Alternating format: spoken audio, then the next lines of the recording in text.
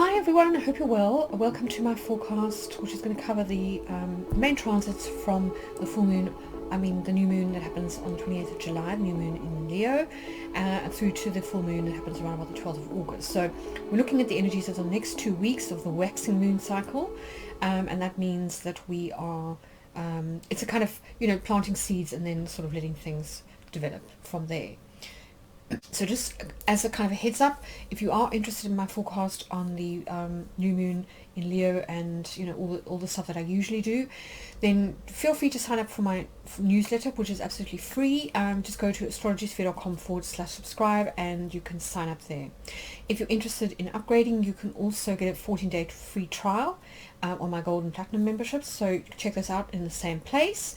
But I just wanted to kind of let you know that yes, the newsletter does have links to the written forecast as well as the video forecast, and in that I include things like the hexagrams and that kind of stuff. So if you are interested in getting access, I'm not doing it on YouTube anymore for kind of the general public, then do go and sign up for free, and you'll get a newsletter from me twice a month. So flipping over to our calendar, we start at the end of July with the new moon here, the new moon in Leo, which happens at about 1855 BST, so that's British summertime. Obviously it'll be different for you if you live somewhere else, so just make sure that you know what your kind of time zone is. But it's an interesting one. On the one hand, we've got a very positive trine happening to Jupiter, and it's interesting that Jupiter, you can see here, is stationing on the same day at about 2137 BST. So Jupiter is retrograding, and it will be in the sign of Aries. And so I think what we can expect is kind of a rehash, or a kind of a looking at some of the experiences that we've had since around about, I think, April or May, when Jupiter ingressed into Aries, so not that long ago. And if you have had missed opportunities of any kind, then this could give you an opportunity to sort of get a second crack at the whip, if you like. So that's one of the positive things about retrogrades, is that they do kind of give you a chance to sort of go back and redo things, re-examine things, revisit, reconnect, whatever the case may be. A lot will depend on where Jupiter sits in your chart, and of course what houses it's transiting and what houses it rules kind of natally. So that will be different for everybody. And then on the same day, we also have a square between Mercury and Uranus.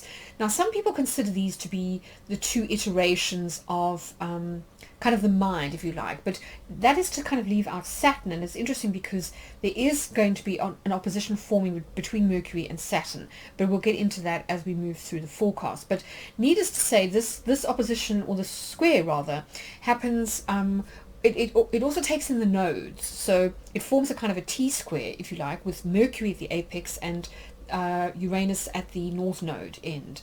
And I think what this potentially could do is, sometimes it can stir up mental tension or sort of a state of anxiety, and very often it's where we almost get fixated or obsessed about something that's niggling us, that something is wrong, or we want to fix something, or we get fixated on one point of view, or sometimes we get a little bit sort of stuck in kind of a loop around an issue that we maybe feel helpless about, that we can't get to the bottom of, and or it can be where we feel challenged. So maybe we have a heated discussion with somebody, or we exchange views online, and sometimes these can be a little bit tense, or sort of like fraught with a certain degree of tension, and we may kind of come away from it feeling a little bit burned. Sometimes, Uranus with those bolts of lightning can sometimes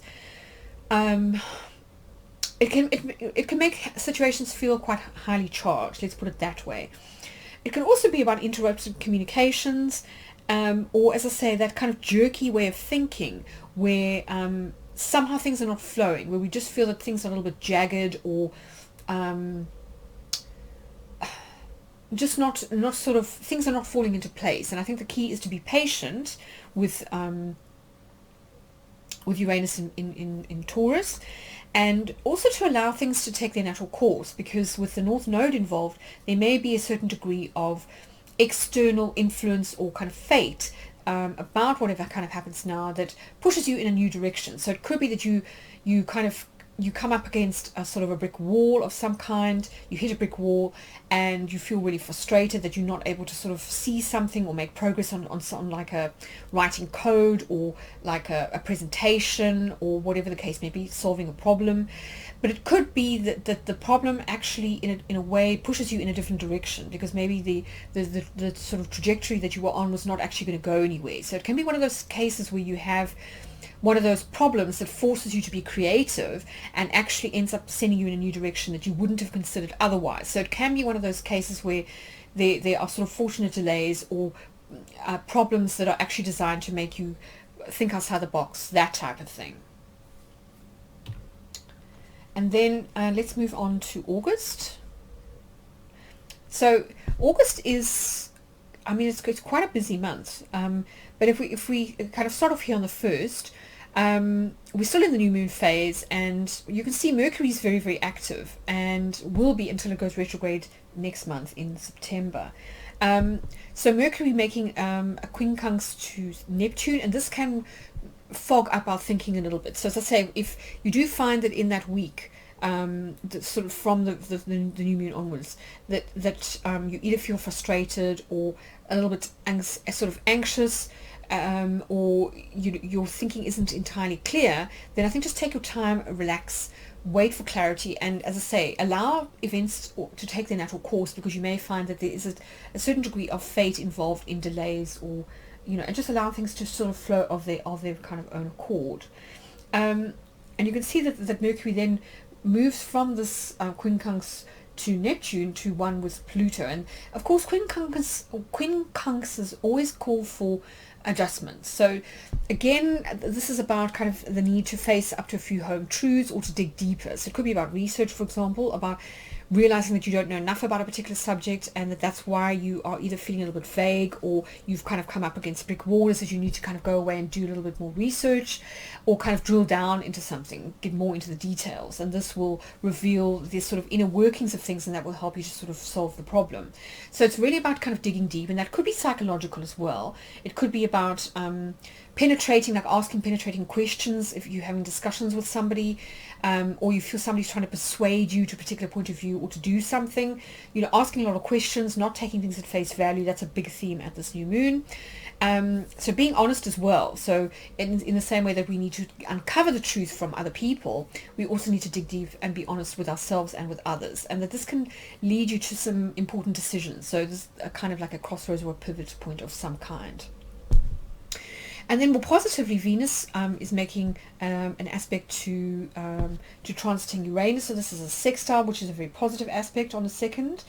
And it's interesting because she's moving off of a square to Jupiter, and she's applying to Mars, and you can see that reaches exactitude the very next day. So she's applying simultaneously to Uranus and to Mars, and that's because Mars is approaching this conjunction here to Uranus in Taurus, which is, as I say, it's kind of slap bang on the north node. So as I say, I think that the key thing here is not to rush things or to push if you are kind of coming up against some form of delay. Maybe because you need to wait until the 2nd or the 3rd for there to be this massive leap forward in terms of progress, this kind of leapfrog effect sort of thing, which is very common with Uranus. It can lead to sort of massive leaps forward through kind of aha moments, creative thinking, stumbling across an innovative solution that you maybe hadn't considered before. And with Mars in the mix, this is usually acceleration, progress of kind of of sort of, this is quick progress, if you like. So forward movement that is fast, that is energetic, that's focused. And but also, given that Mars and Uranus are both in Taurus, this can be a gradual thing. It can be a step-by-step process. So not necessarily feeling that you have to rush anything. And, I think with Venus in the mix, there could be a creative aspect to whatever you're doing, or there may be a financial aspect. So sometimes this can be when an exciting creative personal project suddenly comes into your life. So this could be the fated sort of third thing that needs to sort of happen in order to kind of ignite your project, or to sort of switch on certain circuits in your kind of human design, or whatever the case may be, that this will sort of allow the electricity to flow and for things to start kind of moving. And often it can be quite exciting energy. So it bodes well, when it comes to things like dates, but also for sort of anything creative, anything technological, or just for travel. It could be very exciting, like holiday, for example, that may have a kind of an active aspect to it. So going cycling, for example, or climbing, or whatever the case may be. This will kind of bring about not only improved health and being outdoors and that kind of thing, because of course Taurus is very linked to nature and to the outdoors, but it might also bring in love. So say, for example, you go on a group holiday, like a group cycling holiday, or like a hiking trip with a group of people. It's possible now that your health will benefit, but you also might meet a romantic partner if you're looking for somebody sort of new. So as I say, this is about exciting turns of events. There's definitely an element of going with the flow, and also just of allowing things to unfold step by step, as I say, with Taurus in the mix. Taurus is highlighting things like nature, finances, but also security. So there may be an aspect too of allowing things to fall into place when it comes to money matters, and as I said, there may be a sort of a fated element to whatever happens now. And with the Venus-Mars sextile, this can be a time when you discover your passion, or when you kind of realize your heart's desire, or it could just be a very, like a hot date, or just a very exciting and dynamic outing with friends, like going dancing, that kind of thing. There's definitely an element here of physical activity, so it could be sexual, or it could be, as I say, exerting yourself physically. So, kind of either exercising, going to a spinning class, or, maybe going dancing, that kind of thing, going clubbing. And then on the 4th, we've got Mercury makes an ingress into Virgo, and this is one of the signs that Mercury rules. So it tends to be very happy in Virgo. We tend to get very precise. We tend to be able to draw down into the details. We like lists, and we get very organized. So it's a good time, sort of over this month-long period or so, to really get more precise with your communications, to draw up schedules or lists, to go through your diary and put things in, to be very organized, systematic, and that kind of thing. And then not really much happening until the following Sunday, the 7th, when we've got a square between Mars and Saturn. This can be, as I say, quite frustrating. It may call on us to be quite disciplined and to have a sense of endurance. This will key into that grand cross that I was talking about. So we've got Mars approaching Uranus, which is on the node, and then they will make a square to Saturn, and in turn Saturn will make an opposition to Mercury, and Mercury will be squaring the node. So you get this kind of grand cross effect. And as I say, this can create a lot of tension. It can push us, because we feel so uncomfortable or so frustrated, into new ways of thinking, sort of massive paradigm shifts. And there may, as I say, be a fated element to this. It may be that we need to let go of a particular way of thinking, or of communicating, or seeing the world, for example, like particularly when it comes to like scientific paradigms, or like a certain theory or hypothesis that we're attached to. And really kind of letting that go, and being quite open to new ways of thinking, innovation, thinking outside the box. As I say, like hits of intuition as well. So sort of like instinctive hunches, that kind of thing. And that can be what often pushes us out of the funk and into making progress. But as I say, this Mars and Saturn they tend to, as I say, cause frustration. It tends to be where we feel that there are kind of delays of some kind, where somebody is blocking our path. Maybe you feel somebody's being sort of like passive aggressive, that they deliberately like stonewalling us or obstructing our progress, for example. And this may be an older person, or somebody who is maybe quite pedantic. And maybe we just want to kind of be like a bull in a china shop and sort of push on, because we want to make progress at all costs. So I think it's important to try and be patient, to resist the urge to be over-controlling or overly aggressive, and to just accomplish what you can, because sometimes these delays turn out to be fortuitous. So, I would really sort of encourage you to be disciplined and patient, and, just wait for blocks to sort of dissolve in their own time, because it might also be a timing issue here. That can often be what Saturn is about. But then more positively, we've got a really romantic trine between Venus and Neptune on the same day. So this happens, kind of goes exacted around about 5:43 p.m. or close to sort of 6 p.m. And it may be that the reason why you aren't making progress as far as Mars is concerned is that you really need to be focusing more on the kind of Venusian aspect of life. So this trine is really poetic, romantic. It tends to sort of lift us up, make us feel very inspired. This is kind of poetry, music. It can sometimes be about like dates that have some aspect linked to water, so like lakes or oceans. But it can also just be about, let's say, a pleasurable like outing to the beach, or some kind of escape. There can be a sort of an element of wanting to escape or wanting to kind of move into higher, more elevated forms of thinking or beauty, that kind of thing. So very sort of ethereal energy, but very romantic. So it's a great day for a date. And then we get to Monday the 8th, and we have a trine between the Sun and Chiron. So this could be when you have one of those really important dreams. Sometimes it's associated with things like spiritual awakenings, or sort of like, those kind of deep realizations, which often spring from our wounds. So kind of having a really important breakthrough as far as like an old wound is concerned. As I say, do note your dreams and any kind of intuitive hits that you get now, because you could find things bubbling up from the subconscious that are really helpful to you now in terms of your kind of healing journey. Sometimes it's about a renewed sense of purpose. So again, I think it's about kind of getting a second wind after a possible delay here with that Saturn-Mars square. And then moving to Tuesday the 9th, things get a little bit more tricky. We've got, first of all, a quincunx between Mercury and Jupiter. So sometimes this can be where everything happens at once, or where we just feel like things aren't kind of gelling. And I think the key is to let go of control and to just sort of do what you can and kind of prioritize. So kind of break things down and work on one aspect of something, because you may not make massive progress on this day as far as things like, teaching, speaking, learning, writing, that kind of thing, communicating. And then early in the morning, we've got an aspect between, an opposition between Venus and Pluto. This can be quite hectic. Venus-Pluto oppositions often are quite intense. They tend to force confrontation. So just bear that in mind when it comes to interactions with others, particularly friends or sort of loved ones.